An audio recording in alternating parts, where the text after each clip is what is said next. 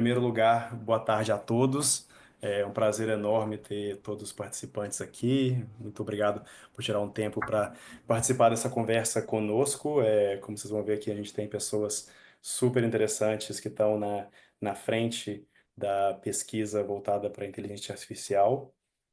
E esse evento ele está sendo gravado. Acabei de começar a gravação vai ser compartilhada depois na nossa newsletter. Então, para quem não está inscrito, por favor, vá ao site da Balsa e se inscreva. Eu acho que todo mundo está em mudo, mas só lembrando para pedir para colocar em mudo para ter uma experiência boa para todo mundo. E me apresentando, meu nome é Antônio Henriques, eu sou um dos cofundadores, co-presidente da Balsa. Eu também trabalho numa empresa que eu fundei que chama Momentum Therapeutics, desenvolvendo medicamentos para neurodegeneração. E eu sou entusiasta da inteligência artificial, ainda que eu não faça, a minha empresa não faça isso, mas eu acho que é um tema que é de relevância para todos nós, né? Estudantes, professores, cientistas, empreendedores, não tem como não tocar nessa revolução, que eu acho que talvez seja a mais importante na biologia desde o DNA. Tem algoritmos agora que eles preveem a estrutura de proteínas, desenvolvem novas moléculas, encontram alvos terapêuticos, o que parecia antes que era pura ficção científica, e isso está redesenhando e ressignificando o que é a ciência para todos nós. Então, acho que por isso essa conversa é tão importante e pelo fato de que o Brasil, com a biodiversidade única e com os talentos que tem a capacidade de poder liderar e ser um ator principal importante nessa nova era. Então, muito obrigado a todos por fazerem parte dessa conversa aqui com a gente. Para falar um pouco da estrutura, a gente vai começar primeiro com uma apresentação institucional da Embaixada do Brasil em Washington, com o Paulo César. Depois a gente vai passar para a conversa informal com o Otávio e o Marcel, e a gente vai terminar com o Q&A. Caso vocês já tenham algumas perguntas em mente ou durante a conversa, por favor, coloquem no chat e eu vou lê-las no final. Para explicar um pouco o que é a Balsa também, para quem é novo, a Balsa é uma organização sem fins lucrativos, feita por brasileiros, para brasileiros, que hoje se encontram nos Estados Unidos e trabalham ou estudam na área de ciências da vida. Não necessariamente voltado para biotecnologia médica, a gente tem pessoas na área de veterinária, na área eh, de agricultura. Então, é um grupo bem dinâmico e que ele tem como objetivo conectar essas pessoas, a algum momento representá-las, a partir do momento que a gente entende as necessidades e consegue atendê-las. E é um grupo que ele tem uma ligação importante e raízes com orgulho no Brasil. Então, nosso objetivo é continuar fortalecendo essa conexão dos dois lados. O webinar, o BioConnections, que é essa série que a gente tem, sempre convida uma pessoa que está no Brasil, uma pessoa que está nos Estados Unidos fazendo o mesmo tipo de pesquisa, trabalhando na mesma área para ter esse tipo de interação, e a gente entende que é um grupo dinâmico. As pesquisas vão de um lado para o outro, os produtos, eles também fazem essa transição geográfica, e o capital intelectual, ele faz parte disso.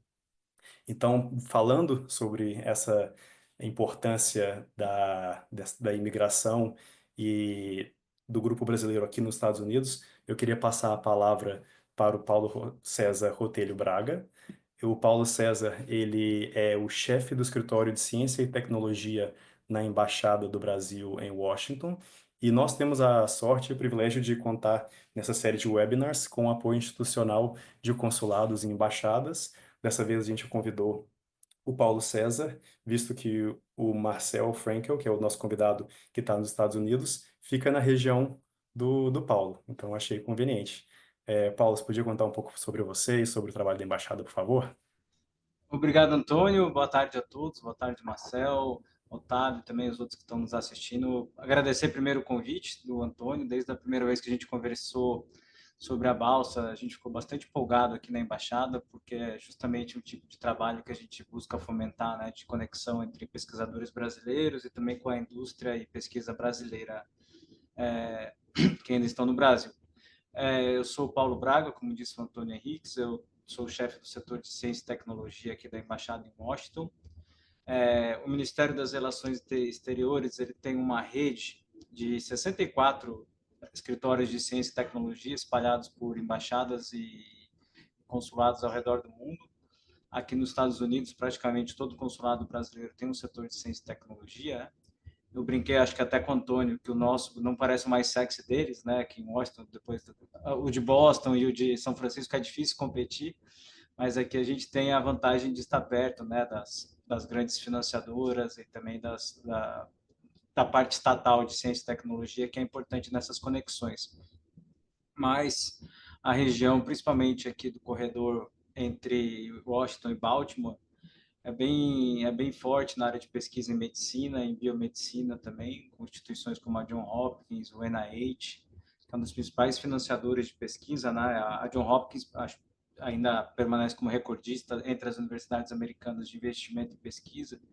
Segundo os últimos dados que a gente tinha apurado, ela investe como 4,1 bilhões em pesquisa, e a segunda colocada, que é a Universidade da Califórnia, chega a 2,3, alguma coisa assim. Então é um salto bem grande, né, que a gente vê o fluxo de dinheiro que é feito, principalmente pela pesquisa em medicamentos e medicina.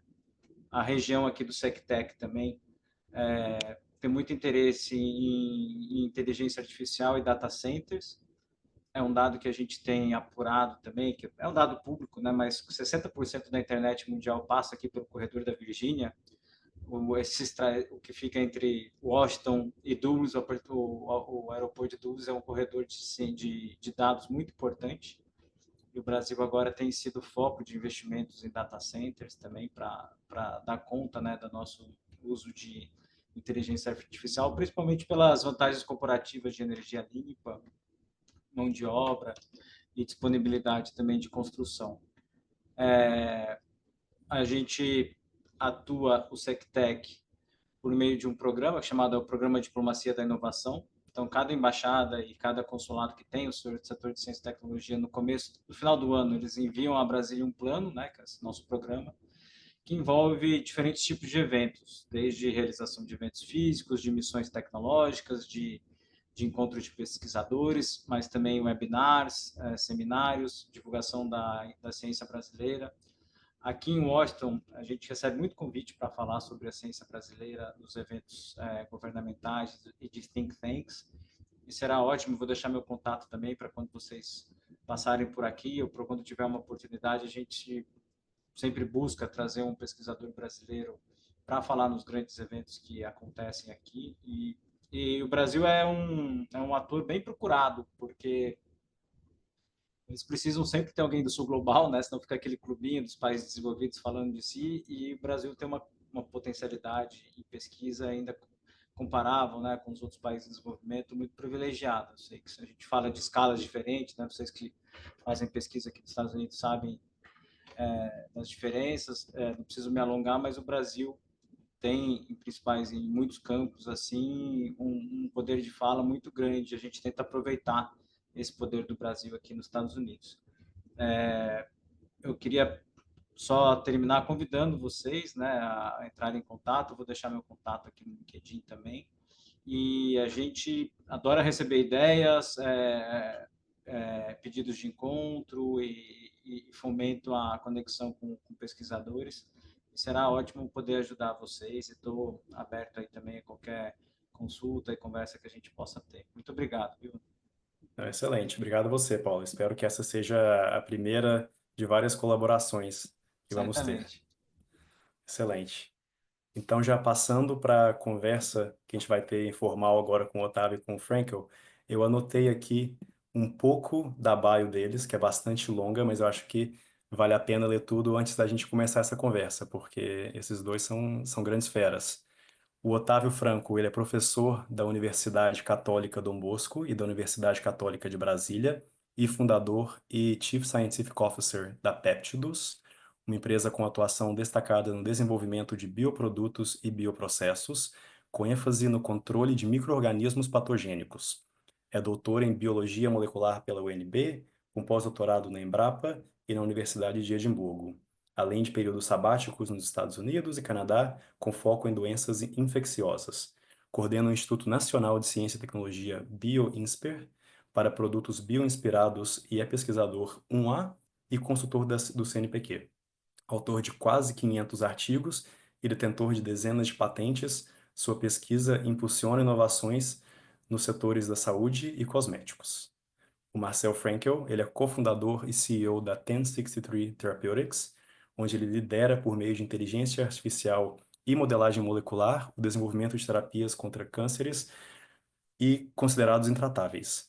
Graduado pela Universidade de Notre Dame como bolsista Hasburg International Scholar, conduziu pesquisas em biologia computacional e biosensores para a detecção de cólera, obteve doutorado em bioquímica pela Universidade Duke, contribuindo para o desenvolvimento de algoritmos voltados ao biodesign de medicamentos contra alvos desafiadores com a proteína KRAS. Na 1063, ele lidera o avanço da plataforma Beyond, capaz de analisar bilhões de compostos por segundo para identificar moléculas promissoras para as novas terapias.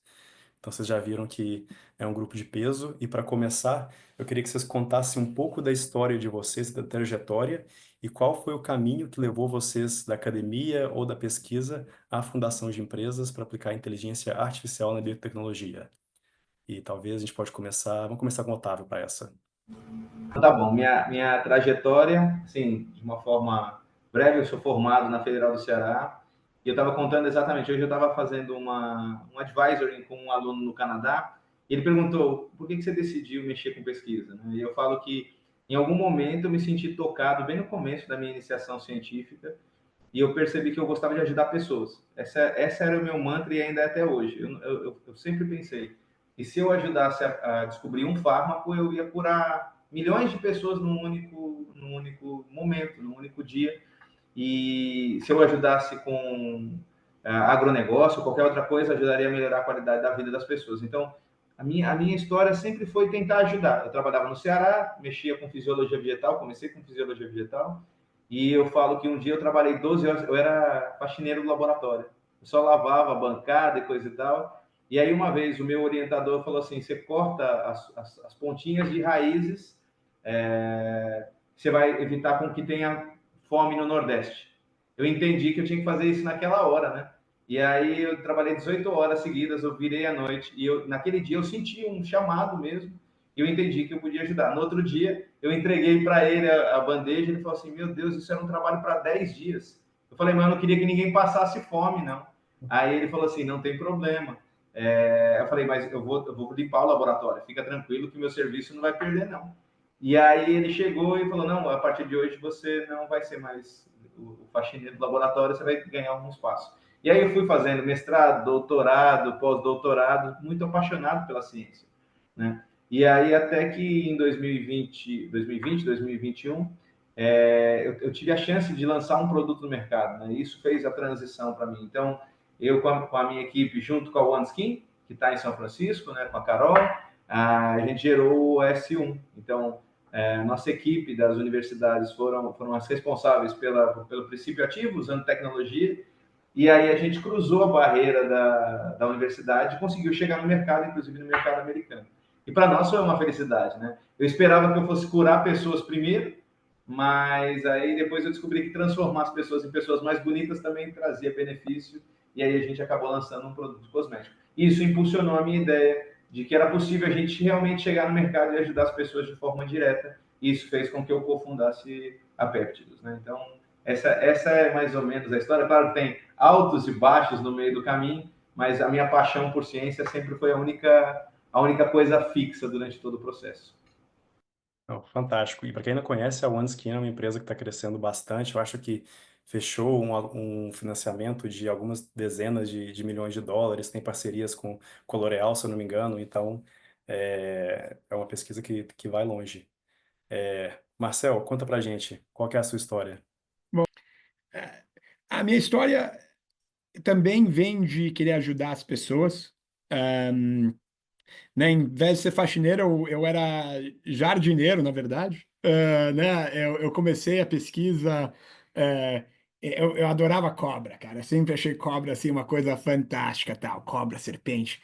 Então a gente começou a pesquisa, na verdade, pegando cobra, fazendo DNA de cobra, né? A gente está fazendo um pouco de biologia computacional. Eu estava muito interessado na filogenia de cobras e na evolução de venenos para ver se tinha um- um- uma maneira de entender como criar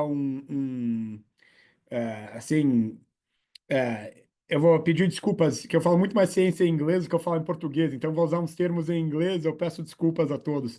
Mas a pergunta é se dava para criar um broadly neutralizing antibody baseado na evolução genética de cobras. Essa é uma ideia que vai ficar comigo por muitos anos, até o meu trabalho com HIV. Então, nessa ideia de querer educar o sistema imune para criar essas broadly neutralizing antibodies. Um, e então, fiz isso no Brasil, né? Depois vim para os Estados Unidos fazer tanto meu bacharelado quanto o meu doutorado. Nessa época, teve uma epidemia de cólera no Haiti, que acho que vocês devem lembrar. E nessa época, o que a gente focou no desenvolvimento foi de um biosensor que utilizava uma propriedade que se chama quorum sensing, que é um método de comunicação via químicos que bactérias usam para como tipo contar a quantidade de bactéria. E esse era um sistema que iluminava na presença de cólera, e a gente conseguiu mandar ele para o Haiti, e não sei o impacto que teve, né? Mas a gente tentou tentar criar um sensor que ele se reproduzia sozinho, não era patogênico, isso tudo que você precisava era um pouquinho de água e um pouco de açúcar, e ele falava para você se você tinha cólera na sua água ou não. Daí eu fui trabalhar em HIV, né, também com a intenção de ajudar as pessoas no desenvolvimento de uma vacina contra o HIV. E aqui volta aquela ideia do broadly neutralizing antibody. Então, esses anticorpos que você consegue evoluir eles, em vez de reconhecer só um antígeno num pathogen só, eles ganham a habilidade de reconhecer vários pathogens. Então, esse é o grande problema da HIV, né? Que depois que ela infecta um indivíduo, ela se espalha geneticamente e fica muito difícil para o seu sistema imunológico conseguir desenvolver uma resposta efetiva. Durante essa pesquisa, infelizmente, minha mãe desenvolveu câncer de pâncreas. E eu tive a infelicidade de passar mais ou menos um ano no Albert Einstein com ela, onde a gente ficava praticamente sempre dentro do hospital. E ficar com ela foi muito legal, mas infelizmente a situação era muito triste. Ela faleceu. E quando ela faleceu, não foi por falta de conhecimento científico de como tratar a doença, foi por falta de fármacos que conseguissem modular a doença. Então eu decidi que era isso que eu queria fazer, e dediquei o resto da minha vida a fazer isso. E primeiro academicamente, e depois a gente achou que estava na hora certa, e a gente realmente quis ter o maior impacto na vida dos pacientes. E é muito mais fácil ter um impacto na vida do paciente via uma empresa do que o mundo acadêmico. Os interesses são diferentes, né? Um é a publicação de papers, o outro é a criação de produtos. Então a gente achou que a empresa seria um lugar melhor para desenvolver essa tecnologia e estamos aqui hoje. Obrigado por compartilhar, Marcelo. Muito inspiradora a sua história também. E como que vocês chegaram na inteligência artificial? Que eu entendo que vocês tinham em mente uma visão e uma missão voltada para o desenvolvimento de medicamentos, mas onde nessa história que entrou essa parte computacional da biologia? E a gente pode começar. Pode ser o Otávio de novo. Vamos lá, Otávio. Eu ia falar, agora na inverte, Marcelo, né? Assim, primeiro achei legal, o Marcelo tem mais ou menos a minha linha de raciocínio também, de ajudar, eu fiquei feliz. Bom, com relação à inteligência artificial, como é que chegou, né? Eu sou um cara meio velho já, né, Antônio? Então, assim, eu comecei a mexer com peptídeo quando a gente montava ainda no papel. Eu falo que eu comecei os meus primeiros peptídeos desenhando, né? Eu trabalho há muitos anos com peptídeo. E sempre era uma questão de probabilidade. Então, você tem 20 possibilidades para cada pedacinho. E eu falo que eu comecei a mexer com isso porque eu gosto de mexer com Lego. A vida inteira, meu pai foi distribuidor de Lego no Brasil, e aí eu treinava Lego. Eu testava os Legos que iam entrar no país, né? Então, era o tempo inteiro montando coisas. E aí, peptídeos, para mim, foram tipo um output, uma saída para montar da mesma forma. Então, eu percebi que eu tinha uma facilidade. Aí, em 2015, eu comecei a trabalhar com algoritmos. Eu também sou formado em computação, embora não seja um ótimo programador, muito pelo contrário. Os programadores da minha equipe são muito mais top que eu. E aí a gente começou a criar algoritmos genéticos de aprendizado para poder melhorar o acerto. E aí depois veio o avanço da inteligência artificial. Eu falo que a inteligência artificial ela vem como um auxiliar. Ela não resolve tudo, porque se fosse assim seria muito fácil. A gente colocaria qualquer coisa no chat GPT e voilá.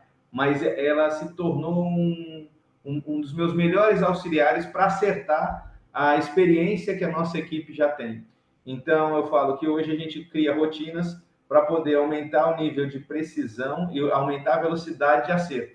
Eu falo que quando eu desenhei meu primeiro peptídeo, por exemplo, junto com a OneSkin mesmo, para a gente acertar o primeiro peptídeo, nós levamos mais de 1000 outros peptídeos, e fora aqueles que a gente desenhou e nunca deram em nada. Hoje a gente atinge um nível de acertar um a cada 20, um a cada 30. Então, a inteligência artificial, por ter essas rotinas de machine learning, ela permite com que eu aumente precisão e aumente velocidade. E isso, para quem quer ajudar, é maravilhoso, porque você ajuda mais rápido e mais preciso. Então, foi aí que entrou. Né? Mas, como todos nesse planeta, todos estamos nos maravilhando dia a dia com a história da inteligência artificial. Né? Então, foi assim, ela entrou para melhorar a precisão e a velocidade. Legal. E para você, Marcel, onde que entrou essa história? Para mim, ela entra né, depois que eu volto para os Estados Unidos, ter passado tempo com a minha mãe, ela entra na necessidade. Era muito claro para mim que as tecnologias convencionais tinham falhado em desenvolver as drogas que a gente precisava, e a gente tinha que achar uma maneira nova de criar drogas que os métodos convencionais não conseguiam criar. Né? Então, a gente ficou muito nessa questão do que é possível versus o que era impossível. E a gente olhou várias tecnologias, e aqui eu achei mais interessante era a tecnologia que estava sendo desenvolvida no laboratório de um cientista americano chamado Bruce Donald, em Duke, e, é, e ele estava trabalhando com um cientista brilhante chamado Mark Allen, e eu me juntei a eles e a gente fundou a companhia daí. Então, realmente foi... eu queria achar alguma coisa que ia ser diferente, que ia ter a possibilidade de dar uma solução nova. E foi a tecnologia que a gente achou que era possível em fazer, e acho que no momento tivemos sorte, mas então, e obviamente, né, isso faz mais de uma década já, então de lá para cá os algoritmos têm o que a gente pensava que era inteligência artificial na época, hoje em dia é uma coisa bem simples, né? Os algoritmos decolaram, mas a ideia ainda é a mesma. É como você... E eu acho que o Otávio falou isso muito bem, né? O problema de drug discovery, seja em small molecules, peptídeos, anticorpos, ele é um problema de search space, né? Eu acho que o Octavio falou isso muito bem. Por exemplo, pega um peptídeo. Cada posição tem 20 oportunidades. Então, se você tem 2, você tem 20 vezes 20. Se você tem 3, você tem 20 vezes 20 vezes 20. Então, o espaço é exponencial. Então, a habilidade de explorar esse espaço de uma maneira efetiva, ele transforma o que a gente pode fazer. E foi isso que me atraiu. Legal. Passando para uma parte mais técnica agora, eu vou começar com você de novo, Marcel. Para um pessoal que às vezes está nos assistindo aqui ou está presente e não tem uma formação técnica que não é especialista, concretamente num exemplo da sua empresa, como você usa a inteligência artificial em um projeto e o que que ela gera para você? Ela em múltiplos momentos. Eu vou dar 3 exemplos. O primeiro é que a gente usa ela a gente usa, tipo, inteligência artificial generativa. Então, pensa como quando você escreve uma coisa no chat GPT, o chat GPT cria uma resposta para você. A gente usa a inteligência artificial nisso. Então, a gente põe um problema para a inteligência artificial, seja no formato de uma proteína em 3D, onde a gente quer desenvolver uma droga para um certo pocket na proteína, né? E isso se torna o seu prompt, né, a sua entrada de informação, e o que os nossos algoritmos fazem é criam a droga que seria a solução ou possível solução para esse problema. Então, essa é a primeira entrada, né, essa generativa. Daí, o que a gente faz aqui dentro da nossa empresa, a gente tem não só a parte computacional, como a gente também tem todo o aparelho bioquímico, biofísico, até animais dentro da empresa. Então, a gente testa essas drogas e cada pedacinho de informação que a gente recebe volta para os algoritmos para ajudar a gente a continuar melhorando a droga. Então, essa segunda área, né? Essa área de reinforcement learning, que todo pedacinho de informação que você ganha, você pode jogar de volta dentro para continuar melhorando e melhorando, e o objetivo é optimizar a droga de uma maneira mais rápida do que se você tivesse que fazer isso usando só o seu conhecimento humano. E daí, finalmente, né, meio que a última coisa é a gente usa a inteligência artificial para ajudar a gente a escolher, avaliar e planejar o desenvolvimento clínico de alvos. Então, quais seriam as doenças que seriam as melhores oportunidades para essa droga? Quais seriam os pacientes? Então, a gente tem uma visão sobre qual é a pessoa que a gente ajudaria mais com essa droga. Então, todas essas etapas são feitas dentro da empresa.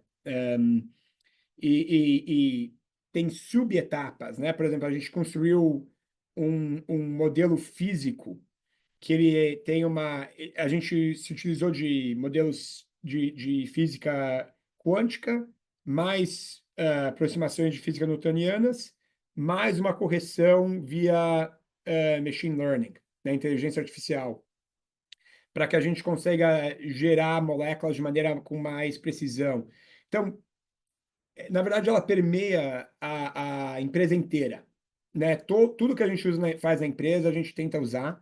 E até para ser sincero, quando eu estou mandando um e-mail hoje em dia, eu peço para o chat GPT dar uma corrigidazinha, porque fica mais bonitinho, né? Então, a gente tenta usar em todas as etapas. Boa, também faço isso. Octávio, e você? É bom, acho que o Marcel falou tudo. Ele basicamente usa estratégias muito similares às nossas, né? Eu também concordo, Marcel, cara, até para dar o tom mais amistoso hoje, eu peço que às vezes eu sou muito direto nas coisas, né? As pessoas falam, poxa, Otávio, você está sendo muito grosso, e às vezes não. Aí você coloca o chat GPT e fala, por favor, mandar de uma maneira mais cordial, polite, carinhosa, e ele, poxa, ajuda pra caramba, né? Mas eu acho que assim, hoje nós temos também mais ou menos o mesmo line. A gente usa para o target validation, acho que para algumas proteínas ou membranas ou o que quer que seja, tem estruturas muito bem definidas e isso facilita a vida, mas tem algumas que são pedreira, o Marcel deve ter essa mesma impressão, tem alguns targets que não tem muita informação, e a inteligência artificial ajuda a gente pra caramba para poder elucidar a estrutura e chegar em algo valioso para que a gente possa começar a desenhar os nossos leading candidates, ou os nossos candidates, e a segunda também, porque como a gente também tem a parte de bancada, então a gente também usa a inteligência artificial para absorver esses pedacinhos de informação. Uma das coisas que eu faço, que eu acho que eu gosto muito, é que eu faço uma associação com a minha vida, né? Então, eu lembro que quando minha mãe dava uma chinelada em mim, eu não esquecia. Então, os bancos de dados negativos também são bem colocados dentro da inteligência artificial, porque eu vejo que uma das dificuldades é quando você tem algumas coisas positivas, mas você não alimenta ele com os negativos. Então, os nossos machine learning eles têm penalties, né, de quando, por exemplo, ele erra, a gente dá o pênalti, ele entende como um pênalti, e isso aumenta ainda mais a precisão. Eu sempre lembro mais das chineladas do que minha mãe me dando parabéns. Quando minha mãe me batia, eu falava, cara, isso eu não vou fazer nunca mais. E aí, essa estratégia de feeding dos algoritmos e de bancos de dados bem construídos, eu acho que é essencial para que você tenha uma artificial intelligence funcional, né, e precisa. Mas a gente segue mais ou menos, eu e o Marcel, mais ou menos a mesma linha de raciocínio. Eu só vou adicionar uma coisa que o Otávio falou agora que eu acho muito importante. Esses dados negativos, na verdade, esse é o maior problema, acho que a gente tem hoje em dia, que ninguém publica dado negativo. Então, na verdade, ia ajudar muitos modelos se a gente pudesse ter mais e mais dados negativos, né? E isso é uma das coisas mais difíceis e realmente acaba sendo o que você desenvolve mais dentro do seu laboratório. São os dados negativos e ajuda muitos modelos.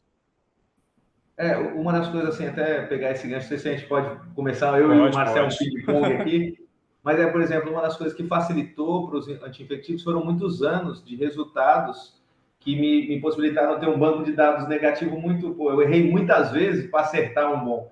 E na vida também é assim, né? A gente erra pra caramba, cara, para poder chegar num resultado positivo, né? E na inteligência artificial, que é uma mimetização daquilo que é a gente, é a mesma coisa. Só que na literatura, igual o Marcel disse, quando a gente tem um resultado negativo, a gente não publica, acha que é ruim. Na verdade, isso é uma bobagem, né? Na verdade, seria hoje muito, muito valioso cada dado negativo que as pessoas têm no mundo inteiro, porque vai ajudar a gente não vai dizer para onde a gente deve ir, mas vai dizer claramente, para cá não vá. E aí, quando a gente não vai por aquele caminho, a gente aumenta o acerto. Né? 100%. E esse é um ponto ótimo para a próxima pergunta, porque eu li em algum lugar que a Chief Scientific Officer da Genentech, que faz parte da Roche, ela falou que ela não conhece, né, no time dela nenhum químico que tem resultados melhores que os algoritmos que eles usam. Então, os algoritmos ou a machine learning que eles têm já é melhor que o químico que, né, nesse grupo, acredito que são bastante bons. Como que vocês lidam com a sinergia ou com a resistência no grupo de vocês? Porque acaba que mesmo que esses erros que vocês colocam para alimentar os algoritmos, eles estão fazendo um algoritmo que é melhor que alguém que não erra. Como que é essa sinergia entre a biotecnologia tradicional e o que vocês têm desenvolvido? Eu passo para o Marcel de novo. Ah. Fica ligado. É, bom, para nós, eu acho que como a gente construiu a empresa ao redor da tecnologia, a gente conseguiu implementar uma cultura muito cedo pró-tecnologia, né? Todos os processos, toda a cultura, meio que é pró-tecnologia.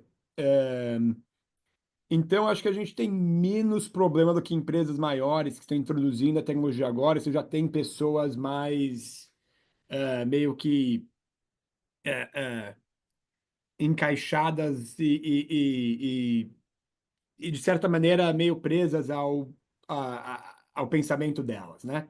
Porque, por exemplo, para você vir trabalhar para a 1063, você já tem que querer a tecnologia, né? Ninguém vai vir trabalhar para uma empresa de inteligência artificial se a pessoa não quer usar inteligência artificial.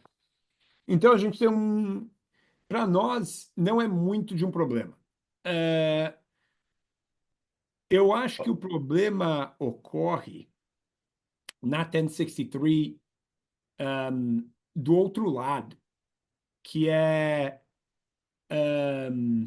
como é que você não se torna cego pela tecnologia? Porque ela é muito boa, mas ela erra. E você tem que ficar falando para você, meu, mas pode ter errado. Então você tem que construir controles e sempre tentar criar tecnologias melhores. Uma coisa que a gente sempre pergunta na empresa, né? Qual que é a próxima tecnologia? Como é que a gente deixa isso melhor ainda? Então acho que essa é uma área que a gente, né? Porque todo mundo gosta do que tem. Eu falo, não, tá errado. Vamos. Qual que é o próximo passo? Qual que é a próxima coisa? Tudo que a gente tem até hoje está ruim. Então acho que a nossa cultura aqui é diferente, uma cultura de criticar os sistemas, mas não por causa que a gente não gosta deles, mas porque acho que o nosso objetivo é construir o futuro e a gente tem que continuar puxando nisso. Fazer um gancho só para voltar de novo para você, Marcel. No caso dos possíveis parceiros ou clientes, você vê essa resistência, ou um ceticismo, ou talvez um medo do outro lado de que existe essa competição, quando na verdade vocês ajudariam talvez esses grupos a fazerem algo melhor? Um pouco, depende do departamento que você fala. De vez em quando, quando você entra num nível mais científico de programa de ciência, você ainda encontra grupos que têm resistência. E você tem existência de dois grupos diferentes dentro do mundo farmacêutico. O primeiro grupo são químicos que são estabelecidos e gostam do jeito deles de fazer as coisas. Esse acho que é a resistência número um. No entanto, essa resistência está diminuindo. O segundo é o que você falou. Muitos grupos, hoje em dia, têm equipes internas altamente capazes. Então, quando você vem com uma suite de algoritmos novos, você enfrenta um pouco do not invented here, né? Onde eles falam, meu, você tem que provar que você é muito melhor do que a gente já tem. Então, tem um pouco de briga interna entre por que eles vão trazer um grupo externo se ele já tem uma equipe tão boa interna. Então, essa é uma área que eu acho que que você precisa superar, e você supera ela por ter algoritmos que realmente não são commodities, né? Por ter algoritmos diferenciados. Mas acho que essa é hoje em dia a maior barreira para a introdução e a parceria com as grandes indústrias. Excelente, obrigado. E para você, Otávio, como que é essa sinergia ou resistência? Eu concordo com o Marcel, assim, eu acho que na nossa equipe não existe essa resistência, né? Na verdade, eu sempre vogo porque a gente tem que usar todas as ferramentas que a gente puder para poder resolver o problema. Então, dificilmente a gente tem esse tipo de resistência. Agora, dizer que o algoritmo sempre vai ser melhor do que todos os... Eu acho isso...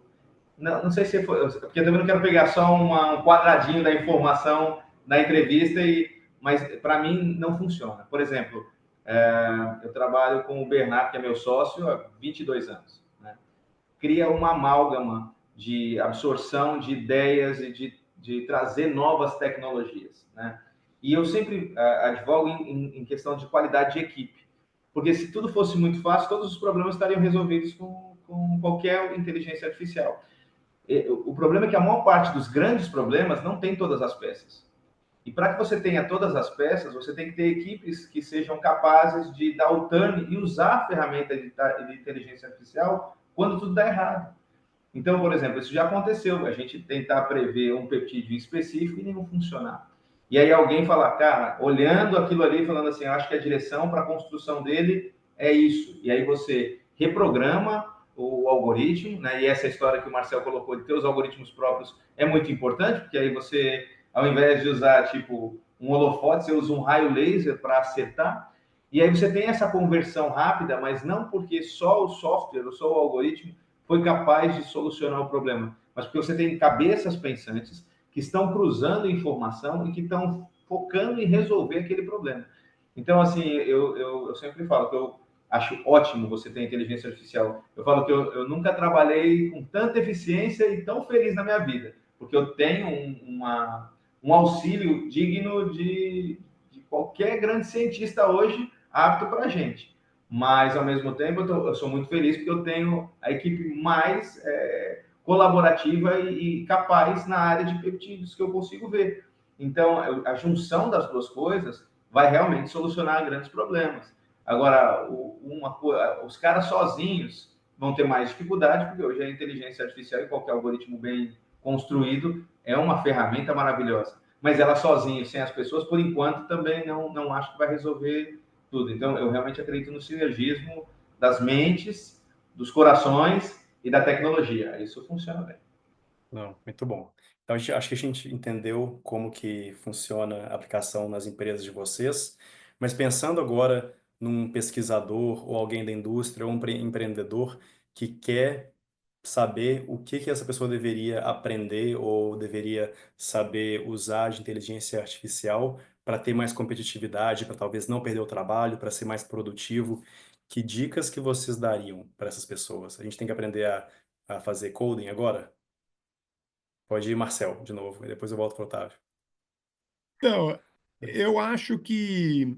Bom, acho que a gente não está, mas a gente está chegando no mundo pós-coding. Então, não acho que o coding a não ser que você seja um grande expert. Acho que se você vai aprender a fazer um coding assim, um semestre de Python, acho que hoje em dia existem programas que vão ser mais eficientes para você aprender a usar do que aprender a fazer o coding. Eu acho que, tendo dito isso, você saber debug alguma coisa, tal, ajuda muito. Né? Mas essa ideia do vibe coding, né, que estamos chamando hoje em dia, está ficando realmente impressionante o que você pode fazer. Então, não acho que hoje é uma necessidade, a não ser que você vai se tornar um expert, você saber code. Eu acho que o que é necessário é você ter uma mente aberta e uma atitude ativa para entender e utilizar essas ferramentas. Então, a gente acabou de falar, né, sobre equipes que talvez sejam fechadas a coisas mudando e tal. Eu acho que isso é perigoso, a não ser que você já esteja no final da sua carreira né, não importe muito mais. Mas se você está começando agora, pega o chat GPT, né? Se você pega o que ele conseguia fazer há 6 meses atrás e o que ele consegue fazer hoje, eles são capacidades completamente diferentes. Então a gente está vendo uma aceleração dessas tecnologias muito grandes. Então eu acho que você ter uma mente aberta, uma disposição de brincar com essas tecnologias, entender essas tecnologias, se manter ativo nessas tecnologias, eu acho que é muito importante.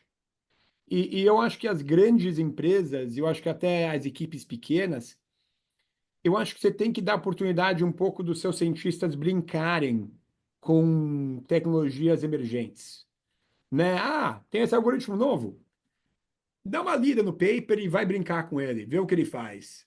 Né? Especialmente se é uma ideia nova, se é uma nova maneira de fazer as coisas, porque eu acho que acho que tem muita coisa acontecendo e acho que tem muito que aprender. Então, acho que é uma oportunidade fantástica, na verdade, de quem é curioso, né? Acho que se abriu um mundo completamente novo. E eu acho que as pessoas que forem mais mente abertas e mais curiosas vão sair por cima. Pelo menos o que eu acho. Legal. E você, Otávio? Eu concordo também, acho que, sei lá, 6 meses de Python hoje ajuda qualquer um, mas logo acho que talvez nem seja mais necessário, né, dado essa nova diretriz de programação. O que eu acho é que também tem que ter a mente aberta, e eu acho que a outra coisa que é importante é o senso crítico, porque, tipo, a inteligência artificial não é uma caixinha mágica, né, na hora que você faz uma pergunta e vem respostas completamente corretas. Então, ainda, embora, por exemplo, o ChatGPT, o 4.5, ele dê uma precisão de respostas muito grande, ainda assim ainda tem coisas que não fazem sentido ou não fazem sentido no nível que você quer que faça sentido, né? Então, o senso crítico das pessoas, ela tem que ser elevado para não pensar que agora tudo vai ser respondido pela inteligência artificial. E a outra coisa que eu acho que é uma limitação, realmente para alguns tipos de rotinas e de aplicações, são os hardwares, né? Então, você ter tempo de máquina e computação suficiente para rodar sistemas muito complexos, né? Então, agora com o advento da computação quântica e com essas novas linhas de programação, talvez a gente consiga rodar sistemas cada vez mais complexos com um nível de precisão em um tempo mais curto. Então, acho que assim, hoje as tecnologias de hardware também, embora você possa fazer tudo online, mas tem o custo, você tem, enfim, outras problemáticas, né? E placas de vídeo e estruturas para o cara poder ter a mente criativa, ter o tempo de processamento, conseguir fazer o que tem que ser feito e depois ter o senso crítico para fazer. Mas também gosto muito da ideia de deixar os guris no laboratório brincando com as estratégias diferentes. Eu deixo, de certa forma, um pedaço do tempo para eles poderem, tipo, criar mesmo, porque às vezes eles estão vendo coisas que eu não estou vendo, né? Eu estou muito focado em resolver um negócio ali e às vezes eles veem uma alternativa que era não usual. E isso também resolve problemas, às vezes, de maneira muito impressionante. Então, acho que é bem por aí mesmo. Legal. Então, mente aberta, criatividade, vontade de tentar novo. Mas, Marcel? só concordando aqui com o Otávio, eu acho que você ainda tem que ser um cientista. No final do dia, né, eu acho que isso é uma coisa que é importante deixar claro. A sua mente não pode ser terceirizada. Né? Você não pode falar, vou desligar, vou dormir, vou ligar. Não, a gente tem que ser cientista, você tem que ser crítico, é uma curiosidade crítica. Então, acho que o Otávio levantou esse ponto aí, eu só queria né, dar um double down nele, porque eu acho que isso, né, você entrar nessa tecnologia sem pensar, aí eu acho que o seu valor diminui muito rápido. Mas se você entrar de uma maneira, é, assim, com os olhos bem abertos, Acho que daí você pode, né, aumentar as suas capacidades de uma maneira muito boa, seja ela só sendo mais legal no e-mail, né? Que nem o Otávio falou, que é um problema que eu também tenho, que você escreve aquele e-mail, tá bom, né? Fica lá. Agora, voltando para você, Otávio, você vai gostar dessa pergunta. Pega a sua bola de cristal e conta para a gente, nos próximos 5 a 10 anos, o que que vai mudar na biologia com a inteligência artificial? A gente vai descobrir a cura de todas as doenças? O que que vai acontecer? Essa pergunta é legal, porque assim, parte do efeito do cientista é tentar compreender o que vai vir no futuro, né? A área visionária da gente. E eu sempre penso assim, o que vai acontecer? Não, nós não vamos curar todas as doenças, eu não acredito nisso. Mas eu acho que, por exemplo, nós vamos ter um índice de acerto muito maior. Parte das doenças vão ter um decréscimo, por exemplo, Marcel deve ver isso bem claramente, o que nós já evoluímos nos últimos 20 anos para câncer, para evitar avanço de tumores, é fantástico e ainda vai ser mais rápido ainda. Outra coisa que eu vejo vai ser o processo de sensorização, né? Então eu vejo que isso aumenta cada vez mais, a gente vai ter cada vez mais sensores que vão dizer mais sobre nós mesmos. Então, com a inteligência artificial, essa capacidade de pegar essas informações de mutações, glicemia, sei lá, nitrogênio, essas coisas, elas vão nos dar pareceres cada vez mais refinados. E a outra coisa que eu vejo é, por exemplo, as análises de exames mesmo. Você tem uma ressonância, você tem um raio-x. Né? Essa semana saiu um artigo muito bonito na Nature que vê o quanto isso vai aprimorar o trabalho do médico, vai facilitar o trabalho do médico, mas não só isso, né? Vai melhorar o acerto de tratamento para os pacientes, velocidade de tratamento. Então, eu vejo isso com muito bons olhos. Na área de agro, então, mesma coisa. Eu acho que o produtor que tiver a tecnologia, ele vai acertar aonde vai ter fungo, qual a temperatura, aonde ele deve entrar com herbicidas ou qualquer coisa parecida. Né? E na área da saúde animal, nós estamos nessa fronteira. Então, hoje, nós estamos batalhando para criar os grandes fármacos para a saúde animal. Usando toda essa tecnologia que a maior parte das pessoas está usando para a saúde humana, a gente está tentando prever como é que vão ser os medicamentos para cachorros, gato, boi, assim por diante. Então, eu vejo uma mudança significativa de velocidade. Eu espero que agora a gente vai conseguir lançar mais rápido, acertar mais rápido e diminuir a quantidade de efeito colateral. Mas é um mundo maravilhoso. Eu fico feliz de estar vivendo esse momento, assim, é ansioso de ver cada semana uma coisa muda e a gente incorpora. Eu fico triste ter que dormir, porque eu estou perdendo 6 horas, 7 horas toda noite que eu podia estar absorvendo esses negócios, né? Mas eu vejo um mundo melhor. Eu realmente vejo um mundo melhor. Não dá para ver o entusiasmo. E você, Marcel, o que a sua bola de cristal diz? Não, eu acho que o Otávio está 100% certo. Acho que é o mundo que a gente vai viver. Eu acho que, né, uma coisa que vai ser incrível que a gente na 1063 está tentando trazer a gente está tentando criar simulações biofísicas que são a um custo praticamente zero, que sejam de tão alta fidelidade com a realidade que você não precisa mais fazer as experiências. Então, acho que nos próximos 5 a 10 anos você vai ver que vão ter experiências onde você não mais precisa de laboratórios. Você consegue fazer ela completamente em modo computacional. Eu acho que a última fronteira vai ser a tradução para o humano, porque eu acho que é onde os dados são mais segmentados, mais difíceis de acessar e mais caros de criar. Né? Então, fazendo o pulo de modelagem animal para modelagem humano, né? o gap entre um modelo animal para o modelo humano, acho que vai ser talvez uma das últimas fronteiras que ainda vão existir em 5 a 10 anos, onde, a não ser que as empresas farmacêuticas comecem a permitir que a gente tenha acesso a todos os dados delas, ou o governo entre e cria um database de testes clínicos, eu acho que essa vai ser a parte mais difícil. Então, acho que são coisas maravilhosas, e daí eu acho que vão ter coisas difíceis, né? Que eu acho que vão ter empregos que vão se tornar menos comuns, né? Então, por exemplo, o Otávio falou sobre o médico, né? Hoje, radiologista é uma grande profissão. Eu acho que em 10 anos, um radiologista vai poder tomar conta de talvez praticamente um hospital inteiro, né? Porque ele vai ter que dar o último ok, mas 90% do trabalho vai ser feito via inteligência artificial. Eu acho que na área de pesquisa, acho que é muito importante que o cientista realmente tenha uma visão do problema de ponto tático e estratégico, para que ele se mantenha relevante. Porque só o conhecimento, acho que a gente está. Acho que daqui uns 5 anos vai ser difícil você saber mais, mesmo que você tenha um PhD, do que certas inteligências artificiais sobre um assunto. Então, acho que isso é uma ameaça a certas profissões. Então, um pensamento estratégico e tático, que não só é um conhecimento de, eu sei a resposta para a pergunta X, eu acho que vai ser importante para que as pessoas mantenham a relevância. Relevância. Falar português é difícil.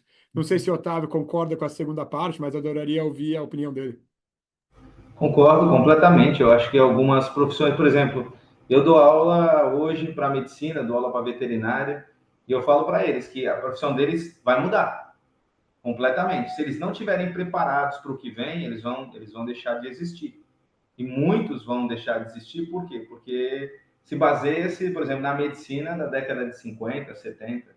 Então, eu acho que muito mais, eu concordo completamente, quem não for estratégico, quem não tiver a importância estratégica do pensamento, vai desaparecer. Como desapareceu o curso de datilografia. Então, por exemplo, eu falo que eu sou velho, eu fiz aquele curso na máquina de escrever. Hoje você não tem mais datilógrafo. Né? Então, alguns empregos vão tender a desaparecer, em contrapartida, outros vão tender a aparecer também. Né? Então, coisas novas vão vir, mas nós vamos ter um momento difícil mesmo, eu acho, para a humanidade de adaptação. Ainda mais se a gente conectar com o que eu estou vendo agora, tipo, com o Elon Musk e os grupos chineses com a parte de robótica. Então, você vê robôs cada vez mais impressionantes de movimentação, compreensão e assim por diante. E daqui a 10 anos nós vamos ter uma inteligência artificial e processadores que tecnicamente vão ser muito, muito melhores que os de hoje. Então, por exemplo, eu imagino que aqui no Brasil a gente ainda tem pessoas que trabalham nas nossas casas. Essas pessoas tendem a desaparecer, porque você vai ter uma movimentação nesse sentido, né? Então, vai ser um desafio também. Eu acho que o que o Marcel colocou é muito, muito importante. Porque é um desafio também, como é que nós vamos abarcar essas pessoas? Porque continuamos sendo uma sociedade. Né? Nós não simplesmente podemos nos abster da responsabilidade. Nós criamos isso aqui, a partir de agora essas pessoas não existem mais. Poxa, não, elas continuam lá. E a gente tem que entender como é que nós vamos contribuir também nesse nível social. Não é algo fácil.